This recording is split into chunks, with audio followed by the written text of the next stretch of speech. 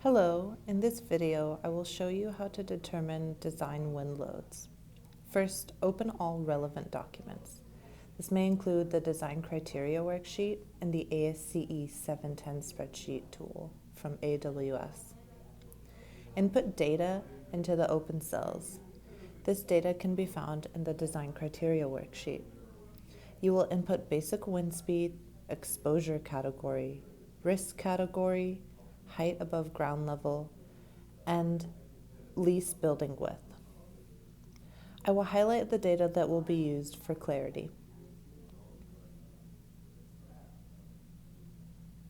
Now, my basic wind speed for this job is 110 miles per hour.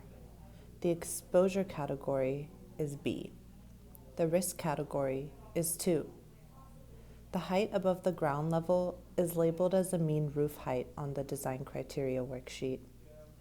I will highlight this for clarity.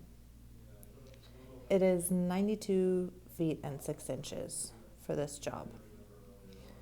The lease building width is 120 feet. The spreadsheet will generate wind load pressure values below. The values we will use are in the table titled Wind Pressure Calculation ASD 0.6 factor applied. Now you can save your work and save a PDF copy in the same folder with the proper naming convention.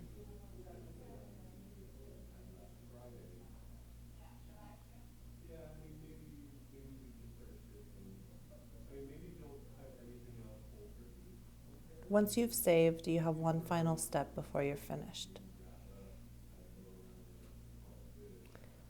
You'll need to highlight the relevant data in the first row of the table used.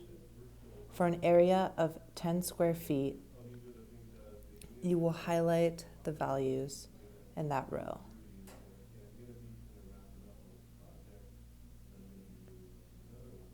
Save your work, and you have completed the process. Now I will explain how this data is used. There are two tables which generate design wind load values. We do not use the LRDF method. We only use the ASD method of determining design wind loads. ASD stands for Allowable Stress Design and avoids failure by decreasing allowable loads. This is different from LFRD, Load Resistance Factor Design, which avoids failure by increasing required loads. You can read about it at engineeringexpress.com. We highlight the design loads for 10 square feet for our drafters to use, because an area of 10 square feet represents the highest loads. This data is presented in the shop drawings general notes page by the drafter. Jumpstart uses more than just the first row of data. There are typical and corner zone load values. For each of these, there are negative and positive wind load values. When we run analyses, we use the greater of the two wind load values, which is always the negative wind load. We use the appropriate values based on the surface area of the section we are analyzing. For example, if your surface area is 35 square feet, you will run your analysis using the design loads for 20 square feet. This is because the loads increase as the surface area decreases. This has concluded the video for design wind loads.